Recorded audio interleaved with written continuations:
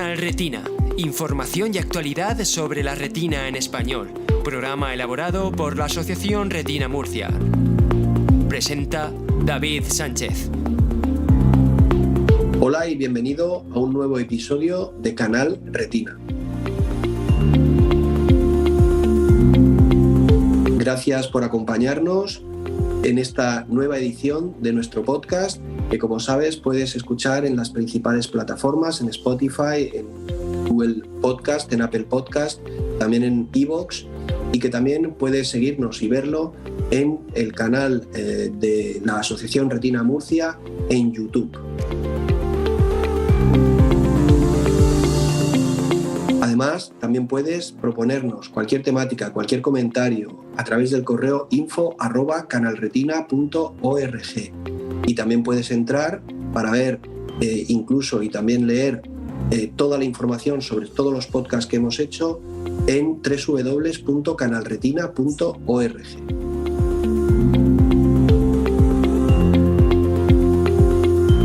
Hoy vamos a conversar con Diana Valverde y nos va a hablar de un síndrome ultra raro. Así que, sin más preámbulos, comenzamos.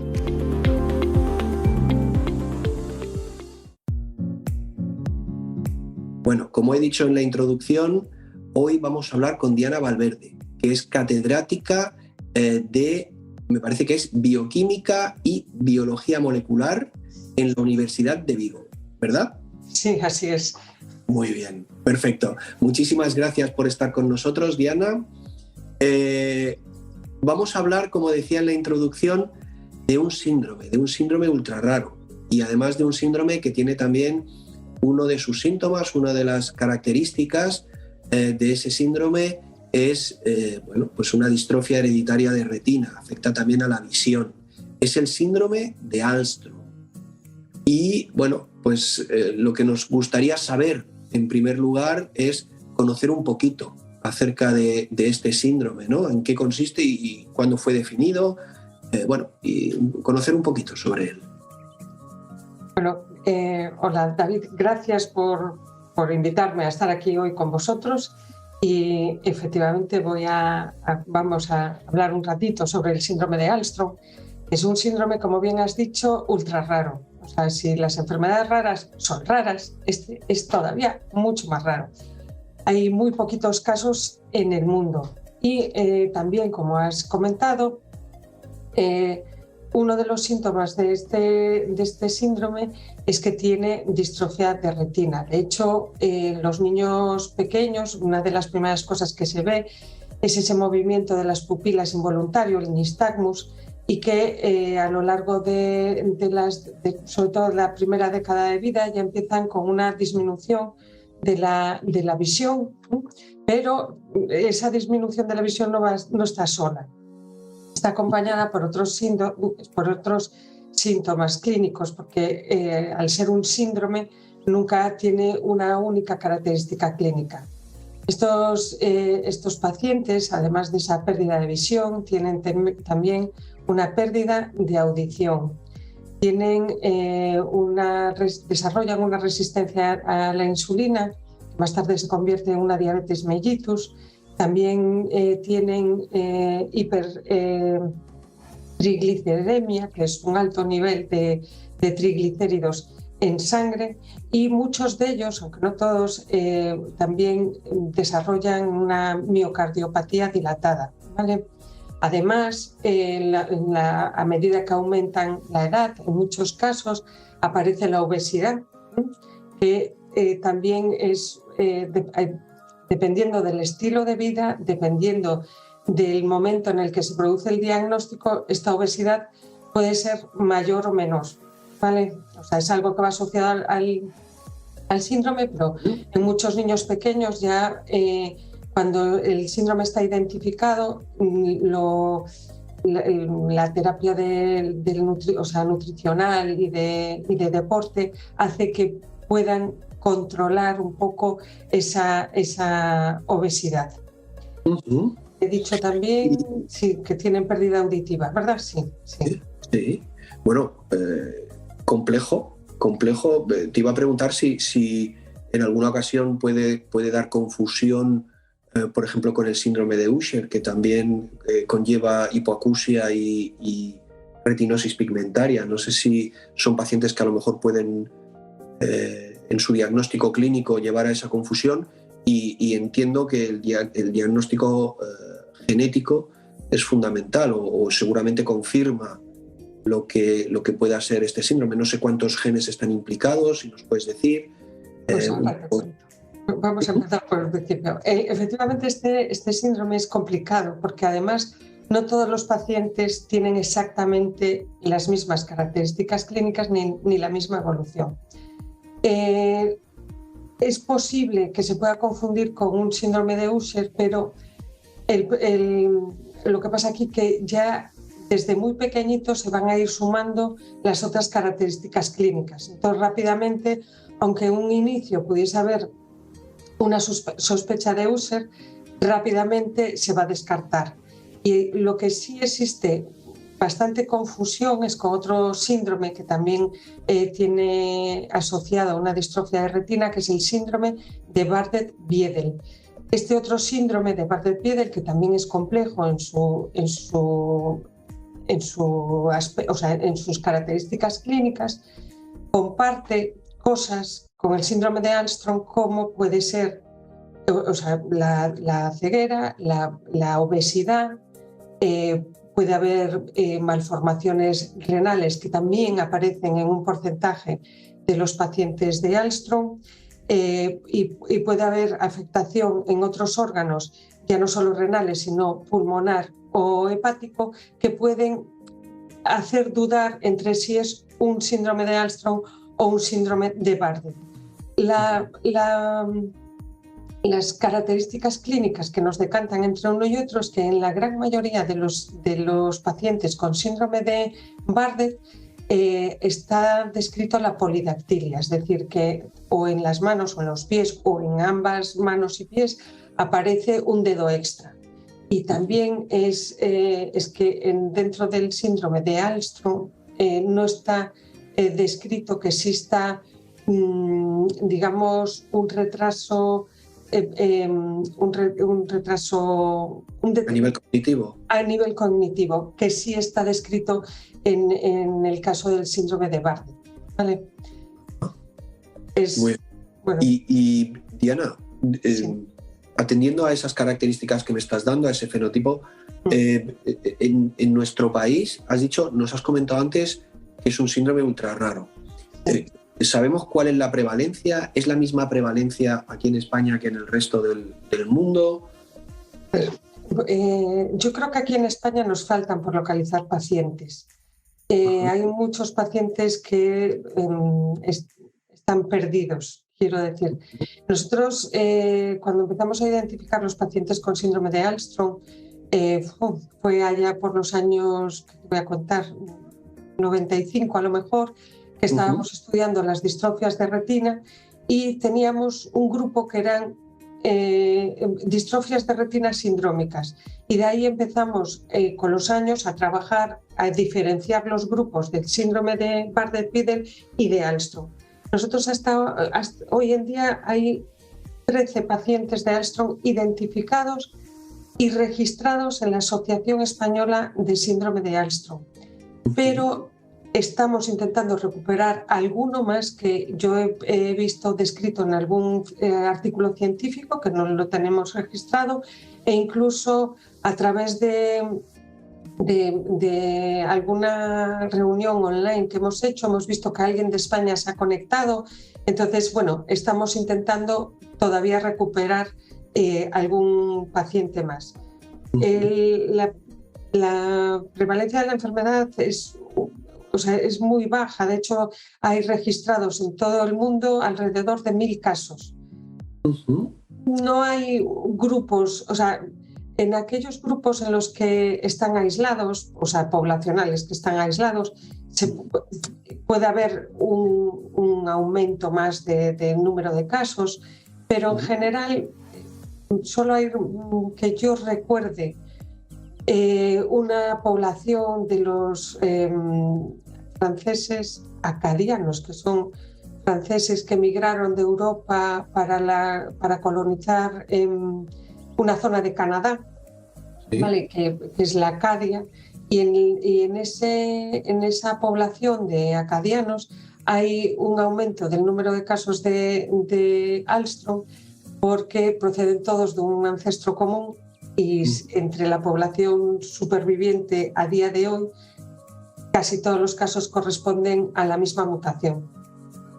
Porque al final, no sé si antes me has dicho, ¿hay un gen implicado solo? ¿Hay más de un gen implicado? En el estudio genético de esta patología, pues es curioso porque yo creo que en este síndrome y es de las distrofías de retina sindrómicas, como con un estudio genético más simple, porque solo hay un gen, es un gen muy grande, es el gen ALMS1, es un único gen que es responsable de todos los casos, o sea, el 99% de los casos de síndrome de Alstrom tienen una mutación en este gen.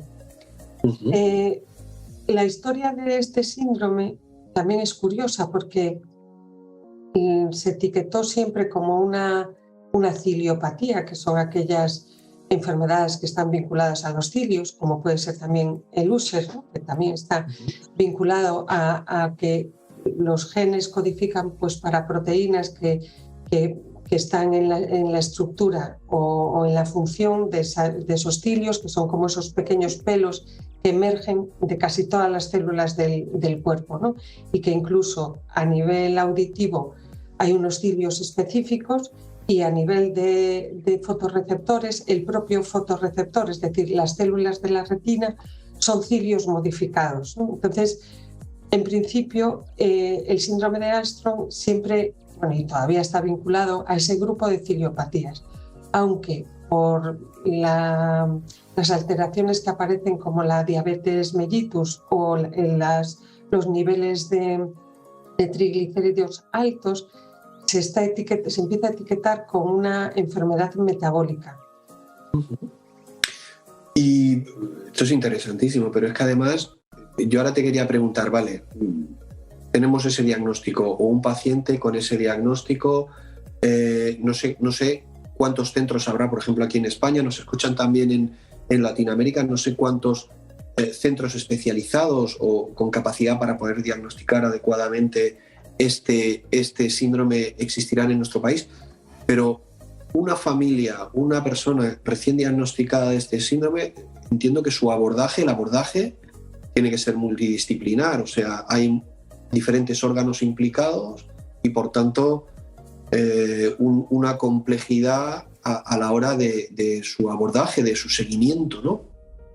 Sí, el problema con estos pacientes es que necesitan un abordaje multidisciplinar y sobre todo porque en muchos casos ese abordaje multidisciplinar ayuda no voy a decir, o sea, paliar los efectos, pero por ejemplo, como he comentado antes, una obesidad que pueda llegar a niveles muy altos se puede controlar. Se pueden hacer pequeñas mejoras que pueden ayudar a manejar mejor esta enfermedad. No hay cura, obviamente no hay cura, no hay tratamiento específico para este síndrome porque es muy complicado el poder tratar una enfermedad tratar de base una enfermedad que afecta a tantos órganos y con tanta variabilidad. Quiero decir que en unos pacientes están más afectados unos órganos y en otros no. Entonces, también nos falta información, ¿no? sobre esa proteína que está codificada por ese gen ALMS1, ¿vale? Sabemos que esta proteína se encuentra y se expresa en la base del cilio, pero hemos llegado a la conclusión de que tiene otras funciones que todavía estamos estudiando para poder explicar por qué esa proteína funciona diferente en el hígado, en el corazón, en un ojo o en el oído. Entonces, la gran mayoría de la investigación que se hace ahora, sobre todo lo que llamamos investigación básica, está dirigida a intentar averiguar qué papel hace esta proteína Alström, ¿vale? Para poder establecer un tratamiento. Es decir, si sabemos cómo funciona y sabemos qué es lo que está estropeando o qué proceso está estropeando, siempre podemos intentar identificar un tratamiento que corrija esa función o esa malfunción que está haciendo esa proteína. Pero entiendo que por ejemplo, evidentemente para la diabetes, pues sí que hay a lo mejor algún tratamiento para controlar ese síntoma. Sí. Obesidad, pues también tratar de, no sé si a nivel renal también. Entiendo, evidentemente, para por ejemplo, la distrofia de retina, la retinosis pigmentaria no, para la hipoacusia, no sé si son personas afectadas que pueden llevar algún tipo de implante o tienen que llevar audífonos. Tienen que llevar audífonos y tienen que llevar audífonos. Sí, tienen que llevar audífonos. Quiero decir, las características clínicas se pueden paliar en la medida de lo posible, pero que a veces me pregunta, bueno, ¿y para cuándo un tratamiento? Digo, bueno, de momento no. Y de momento, claro, desde la asociación y todos los pacientes están preocupados siempre porque si pudiesen al menos subsanar algunas de las características clínicas que presenta el síndrome, pues bueno, pues estarían mucho mejor, ¿no? Y entonces por eso ese interés a veces es pues controlar la obesidad o controlar la diabetes o ver que no haya que se complique con un problema hepático o que no aparezca la fibrosis, o sea, aparecen muchas cosas y además es que, como decía antes, en cada individuo, en cada paciente, no siempre la evolución de la enfermedad es la misma. De hecho, dentro de la asociación hay un paciente de unos 50 años que a los 50 años que ha sobrepasado la media de esperanza de vida. Sí. O sea, tienen una esperanza de vida, en teoría, en principio corta, aunque hay casos... Sí. Es que se les empieza a deteriorarse los órganos y bueno, al final entre el problema renal y la fibrosis, pues se complica todo. Y bueno, nos has dado ya varias pistas, o sea, una persona, un familiar de un afectado en nuestro país, ¿dónde debe dirigirse? Entiendo que a la Asociación Española de Síndrome de Alström, pero a nivel clínico, para un seguimiento, a nivel asistencial, ¿existe algún centro especializado? Como tal, no. O sea, quiero decir, hoy en día en todos los servicios genéticos de los hospitales están capacitados para hacer el estudio molecular, porque el estudio molecular es el análisis de un gen que, aunque es muy grande, con las técnicas que hay hoy en día, se puede analizar muy bien y además tiene como 3 puntos calientes, ¿no?, que llamamos nosotros cuando hacemos este estudio, y es que hay 3 regiones donde es altamente probable de encontrar una mutación, ¿vale? Que son las primeras casi que se evalúan porque es muy fácil encontrar o es muy probable encontrar allí una mutación. Entonces, una vez que tienen el diagnóstico, la verdad es que deben desde el servicio de genética deben de coordinar un poco cuáles son los servicios que deben de estar pendientes de estos pacientes. En Inglaterra tienen una clínica multidisciplinar que nosotros estamos intentando reclamar, ya no solo para Alström, sino para otras patologías complejas y raras que realmente manejadas por un grupo experto aunque fuese a través de videoconferencia, aumentarían el conocimiento de estas enfermedades que son tan poco frecuentes, tan difíciles de coordinar y que a lo mejor en un hospital aparece un caso y a lo mejor estableciendo una comisión de seguimiento a través de cualquier plataforma o de cualquier sistema que elijamos, puede ser muy práctico. En Inglaterra, en Birmingham, organizan todos los años una reunión que es mitad científica, mitad digamos social para las familias, en la que la verdad nos mezclamos tanto científicos, médicos como pacientes, y ellos hacen coincidir esa reunión con su revisión, que es multidisciplinar. Allí los ven tanto el médico de medicina interna como el nutricionista, o sea, toda una plataforma de especialidades están a disposición de ese día en donde tienen, digamos... Encuentro, sí. Claro, donde tienes ese encuentro. Qué interesante, qué bonito además. Diana, nos escuchan también y nos ven mucho también en Latinoamérica. Uh-huh. No sé si existe ahí algún lugar, algún centro de referencia o algún lugar donde lógicamente las personas puedan estar escuchando o viendo el podcast y digan, creo que tengo esto, creo que un familiar tiene esto. ¿Dónde pueden acudir? ¿Dónde pueden dirigirse? ¿O deben hacerlo simplemente eso? A la sección de genética de los hospitales que tengan más cercanos, del hospital que tenga más cercano y pedir este informe o A ver, yo entiendo que les corresponde asistir al hospital que tengan de referencia para los estudios genéticos, y que en la gran mayoría de los casos ellos tienen información sobre asociaciones locales que puedan ayudarles. Y mucha gente de la parte latinoamericana sí que consigue información y consigue establecer contactos en su país a través de la Asociación de Alstrom Internacional, que está ubicada en Baltimore, en Estados Unidos, pero que tiene una sección de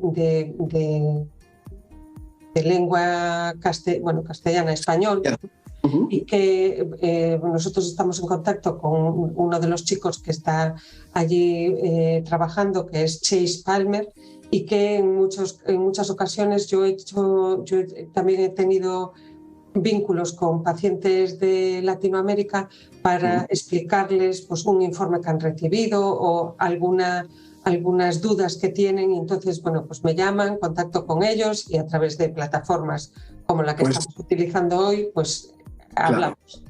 Resumiendo, a nivel internacional, Alstrom Internacional en Baltimore, en Estados Unidos, y a nivel local en España, la Asociación Española de Síndrome de Alstrom, que entiendo que buscándola en internet podrán contactar con... Y si no, a través de la Federación de Enfermedades Raras Española, de FEDER, también está listada en la base de datos, con lo cual se puede localizar fácilmente. Incluso tenemos una página web en Facebook, o sea, una página de Facebook, donde también podéis encontrar información. Perfecto, pues perfecto. Vamos ahora con la investigación, que antes comentabas un poco, ¿no? Que te preguntaban si hay algo. ¿Existe algún ensayo? ¿Hay alguna investigación en marcha relacionada con el síndrome de Alstrom? En Alstrom se han hecho para el tratamiento de la obesidad, se ha hecho un ensayo clínico trabajando con el receptor de la melacortina, pero es un ensayo que se han agrupado pacientes de Alstrom y pacientes de Bardet-Biedl, y en este caso han tenido mejores resultados con el síndrome de Bardet-Biedl. Por lo tanto, a nivel obesidad no hay ningún tratamiento especial más que la dieta y el deporte en el caso de estos pacientes. Después, a nivel de la pérdida de visión, el síndrome de Alström, estamos siempre pendientes de lo que ocurre para la retinosis pigmentaria, porque es una de las distrofias de retina más comunes que a nosotros nos da pistas sobre qué tratamientos puede haber. Y en la actualidad, de momento, no hay mucho tratamiento a ese nivel que se pueda ofrecer a los pacientes con síndrome de Alström. De todos modos, yo siempre digo lo mismo. Cuando yo empecé a estudiar las distrofias de retina, muchos pacientes me preguntaban: ¿y de qué me sirve a mí hacerme el estudio genético si ya no tengo solución y ya tal? Me decía, bueno, porque en algún momento haremos grupos de pacientes que tengan una mutación en el mismo gen o la misma mutación y les podremos ofrecer un tratamiento. Hoy en día esto es una realidad, por lo cual yo no descarto que muchos de los procedimientos que ya están teniendo éxito se puedan trasladar con otro tipo de distrofias de retina. Entonces, bueno, yo soy una defensora de conseguir información, porque la información genética nos aporta información a los pacientes, a los investigadores, a los médicos, y creo que es muy importante hacerse el estudio genético. Animamos desde aquí, desde Canal Retina, desde el podcast, siempre, cada vez que hemos tenido oportunidad de hablar con algún genetista y de que nos cuente acerca de su trabajo, siempre animamos a ese diagnóstico genético que puede confirmar un diagnóstico clínico previo, que puede modificarlo en base a ese resultado y que sobre todo nos da la certeza, ¿no? para luego un futuro y un posible tratamiento, bien sea por terapia génica o bien puede ser, ¿no? que a lo mejor a través de alguna otra fórmula de investigación, las células madre, la optogenética o cualquier otro tipo de investigación que pudiéramos dar con una solución, ¿no? Y luego, sobre todo, también entiendo que, bueno, pues a nivel, aunque comentabas un poco acerca de la esperanza de vida, también a nivel, bueno, pues en el caso de tener hijos, etcétera, el tener esa posibilidad de evitar la transmisión de la enfermedad. La terapia, el diagnóstico genético siempre es muy interesante en este sentido.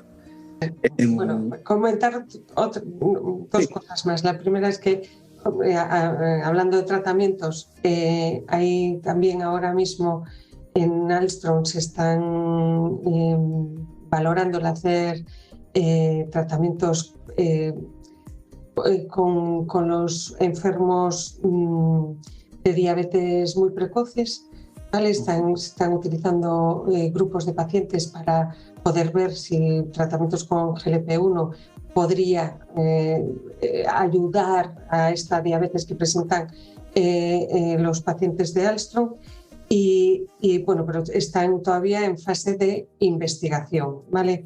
Uh-huh. Y por otro lado, que me acabo de dar cuenta que no hemos comentado, que el patrón de herencia de esta enfermedad es lo que nosotros llamamos autosómico recesivo, ¿vale? El gen está localizado en el cromosoma 2 y los padres de un paciente afecto con síndrome de Alström son ambos padres portadores, ¿vale?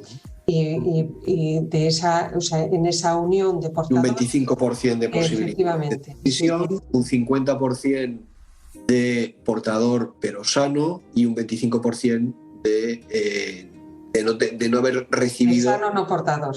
Exactamente, sano no portador. Perfecto, perfecto. Muy importante y muy interesante también, sí. Claro. Diana, ¿alguna recomendación final a alguien que esté escuchando el podcast, que crea que tiene el síndrome, que no sé, o que lo tenga? ¿Alguna recomendación, alguna pauta, algún comentario? Si cree que lo tiene, que busque información, que además yo animo a la gente a que se ponga en contacto con médicos o con investigadores, porque yo por ejemplo, suelo responder, porque creo que lo que yo sé tiene también que revertir en la gente que me pregunta, ¿vale? Entonces yo animo a que se busque información, no al tuntún así, pero si encuentras un artículo de una persona que lo ha escrito o algo, pregunta, llama, y buscar en las asociaciones, porque es muy importante el movimiento de asociación. Que ya ha hecho el mismo recorrido que estás haciendo tú, que te pueden ayudar a contactar con gente. Yo desde la asociación me llaman y a mí, estoy encantada de poder ayudar, y como yo hay mucha gente que está encantada, y hoy en día la información es rápida, el contacto es rápido también, y yo creo que animo a la gente a que trate de identificar qué es lo que tiene, que se ponga en contacto con su médico de cabecera o médico de medicina primaria. Si él no sabe, que le anime a buscar información. Oye, pues yo creo que me pasa, a ver, tal, y que contacte, con quien sea. Ese médico puede contactar con quien quiera para resolver casos que tampoco él tiene por qué ser un experto, porque son casos raros y son casos que necesitan necesitan un apoyo, no es que necesitan un apoyo, quiero decir que hay otras personas que son expertas, que a lo mejor yo soy investigadora, yo no estoy en el mundo de la clínica, pero por favor que me llame el médico que lleve al paciente, que yo contesto. Claro que sí. Pues eso es fundamental y de alabar, de agradecer. Ya hemos comentado tanto a nivel internacional, pero lo recuerdo, la Alstrom Internacional, que está en Baltimore, en Estados Unidos. Vuelvo a recordar una vez más la Asociación Española del Síndrome de Alstrom, aquí en España. Y también, ¿por qué no? Bueno, pues a través de aquí del podcast de Canal Retina, de la Asociación Retina Murcia y también de la Federación de Asociaciones de Distrofias Hereditarias de Retina de España, FARPE, pues estamos a disposición de cualquier persona que tenga cualquier duda para, lógicamente, derivarlo pues tanto a ti como a la Asociación de Síndrome de Alstrom y que, bueno, esas personas puedan encontrar la ayuda, el apoyo y la guía, ¿no? para poder recibir un tratamiento lo más rápido posible y lo más adecuado posible, y por otro lado pues estar lo mejor informados sobre pues cuáles son las características, la evolución de su patología y poder tener y mejorar al máximo su calidad de vida. Diana Valverde, ha sido un auténtico placer hablar contigo, conocer acerca de este síndrome ultra raro, el síndrome de Alstrom, y bueno, pues te emplazamos a que en otra ocasión, cuando lo tengas a bien, podamos hablar a lo mejor de algún otro síndrome y aprender, como lo hemos hecho hoy, en este caso con el síndrome de Alstrom. Muchísimas gracias a vosotros por la invitación y cuando queráis vuelvo a estar con vosotros, que ha sido un placer. Muchas gracias. Gracias a ti. Y hasta aquí el episodio que hemos grabado hoy para hablar del síndrome de Alstrom, un síndrome ultra raro, con la catedrática de Bioquímica y de Biología Molecular de la Universidad de Vigo, Diana Valverde. Ha sido un auténtico placer. Ya sabéis que si el episodio os ha gustado, le podéis dar a me gusta en cualquiera de las plataformas donde lo reproduzcáis, y os agradeceríamos también muchísimo que lo compartáis en vuestras redes sociales o del modo que estiméis oportuno, para tratar de llegar al mayor número de personas posibles, porque evidentemente si hay alguna persona con esta patología concretamente en algún rincón del mundo y pues no sabe dónde acudir, no sabe qué hacer, pues sin duda que habremos logrado el objetivo que nos planteábamos, que es ayudar a cualquier persona. Por nuestra parte, nada más. Como siempre os decimos, os emplazamos hasta el siguiente episodio de Canal Retina, y hasta entonces, pues Retina Murcia, mira por ti. Presentado por David Sánchez. Coordinación y grabación, Elena Esteban. Audiomontaje, Jesús Gómez. Vídeo, montaje y publicación Martín Peirano. Transcripción Andrés Torres. Este podcast se ha producido con la colaboración de Novartis,